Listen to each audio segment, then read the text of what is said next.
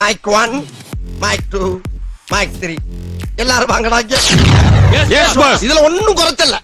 விஜய் சேதுபதி நடித்த மகாராஜா படம் பார்த்தாச்சு. படம் எப்படி இருந்துச்சு, தியேட்டரில் போய் பார்க்கலாமா ஒர்த்தா இல்லையானது இந்த வீடியோவில் சொல்கிறேன். அதுக்கு முன்னாடி நம்ம சேனலை மறக்காமல் சப்ஸ்கிரைப் பண்ணிடுங்க. அப்போ தான் இந்த மாதிரியான ரிவ்யூ வீடியோஸ் உங்களால் பார்க்க முடியும். இந்த படத்தோட பிளாட் இல்லை ஸ்டோரின்னு நான் எதுவுமே சொல்ல போகிறதில்ல. ஏன்னா எது சொன்னாலுமே உங்களுக்கு ஸ்பாய்லராக தான் இருக்கும். ஸோ நீங்கள் பிளாங்காக ட்ரெய்லர் மட்டுமே பார்த்துட்டு போய் தியேட்டரில் போய் பார்த்தா தான் கரெக்டாக இருக்கும். இந்த படத்தை நித்யானந்த் சாமிநாதன் எடுத்திருக்காரு. இதுக்கு முன்னாடி 2017 குரங்கு பொம்மை படத்தை எடுத்திருந்தாரு. அதுவுமே மக்களால் ரொம்பவே நல்லா பேசப்பட்டுச்சு. அதுக்கப்புறம் 7 வருஷம் கழிச்சு இந்த படம் வந்திருக்கு. என்னடா அது இவ்வளோ கேப் இருக்கேன்னு நினச்சேன். ஆனால் படம் பார்த்ததுக்கு அப்புறம் தான் புரியுது இந்த சம்பவத்தை பண்ணுறதுக்கு தான் இவ்வளோ டைம் எடுத்துக்கிட்டாருன்னு. இந்த படத்தில் விஜய் சேதுபதியோட பேர் மகாராஜா, அதனால தான் டைட்டில் வச்சுருக்காங்க போல. ஆனால் என்ன பொறுத்த வரைக்கும் இந்த படத்தோட உண்மையான மகாராஜானா அது ஸ்க்ரீன் பிளே தான் சொல்லுவேன்.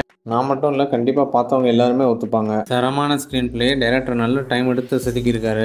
ஏன்னா இந்த மாதிரியான ஸ்டோரிஸ் நம்ம நிறையா பார்த்துருப்போம். ஆனால் அதில் எப்படி டிஃப்ரெண்ட்டாக காமிக்கணும், எப்படி ஆடியன்ஸை ஹோல்ட் பண்ணி வைக்கணும்னு சூப்பராக இன்ட்ரெஸ்டிங்காக கொண்டு போயிருந்தார் டைரக்டர். இந்த படத்தோட கிராஃப்னு பார்த்தா கரெக்டாக அழகாக கீழேருந்து அப்படியே மேலே போயிட்டே இருக்கும். இன்டர்வல் வந்து பீக்காக போகும். என்னடா அது ஃபர்ஸ்ட் ஹாஃப் நார்மலாக தான் போச்சுன்னு நீங்கள் நினைப்பீங்க. ஆனால் படம் பார்த்ததுக்கு அப்புறம் தான் தெரியும் செகண்ட் ஹாஃபுக்கான எல்லா வேலைகளையும் ஃபர்ஸ்ட் ஹாஃபில் தரமாக சூப்பராக பண்ணியிருப்பாரு டைரக்டர். லெட்டில் வச்சு நினச்சி தாஸ் இல்லை நட்டில் வச்சுன்ற மாதிரி இந்த படத்தோட ஹைலைட்டே ஸ்க்ரீன் பிளே தான். அது சில பேருக்கு படம் பார்த்ததுமே புரிஞ்சிருக்கும், சில பேருக்கு டிஸ்கஸ் பண்ணதுக்கு அப்புறம் தான் புரியும் என்ன மாதிரி மாஸ்டர் பீஸ்ன்னு. ஸோ ஃபர்ஸ்ட் ஹாஃப்லேருந்தே நீங்கள் கவனமாக இதையும் மிஸ் பண்ணாமல் பாருங்கள். அப்போ தான் செகண்ட் ஹாஃபில் உங்களுக்கு லிங்க் பண்ணுறதுக்கு கரெக்டாக இருக்கும். விஜய் சேதுபதியோட ஆக்டிங் பற்றிலாம் சொல்லணும்னே இல்லை. ஏன்னா அவர் எப்படிப்பட்ட ஆக்டர்னு எல்லாருக்குமே தெரியும். ஸோ காஸ்டிங் ஆகட்டும், டெக்னிக்கல் ஒர்க் ஆகட்டும், எல்லாமே பக்காவாக இருந்துச்சு படத்தில். இந்த படத்துக்கு அஜினிஷ் லோக்நாத் தான் மியூசிக் போட்டிருக்காரு. இதுக்கு முன்னாடி குரங்கு பொம்மை படத்துக்கும் அவர் தான் போட்டிருக்காரு. அது மட்டும் இல்லாமல் கன்னடத்தில் காந்தாரா மாதிரியான ஏராளமான ஹிட்ஸும் கொடுத்துருக்காரு. இந்த படத்துக்குமே பிஜிஎம் அட்டகாசமாக போட்டிருக்காரு. முக்கியமாக அனுராக் கஷ்யப்புக்கும் பாய்ஸ் மணிகண்டனுக்கும் நல்ல ஒரு ஸ்கோப் இருந்துச்சு. பரவாயில்ல, கடமைக்குன்னு அனுராக் கஷ்யப்பை கொண்டு வந்து ஒரு சீன் வச்சு கொலை பண்ணி அனுப்பலை.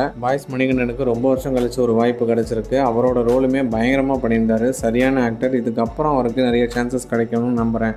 ஆக மொத்தம் இந்த வீக்கெண்டு தியேட்டரில் போய் கண்டிப்பாக பார்க்க வேண்டிய தரமான படம் இது. இந்த படத்துக்கு அவுட் ஆஃப் 5 4க்கு மேலே எவ்வளோ வேணாலும் தரலாம். ஏன் 5 out of 5 தரலாம், இல்லை அதுக்கு மேலேயும் தரலாம். நன்றி, வணக்கம். இந்த வீடியோ பிடிச்சிருந்தா லைக் பண்ணிட்டு மறக்காமல் உங்கள் ஃப்ரெண்ட்ஸ் அண்ட் ஃபேமிலிக்கு ஷேர் பண்ணிடுங்க. மறக்காமல் நம்ம சேனலில் சப்ஸ்கிரைப் பண்ணிடுங்க. அப்போ தான் இந்த மாதிரியான movie reviews and daily cinema updates உங்களால் பார்க்க முடியும்.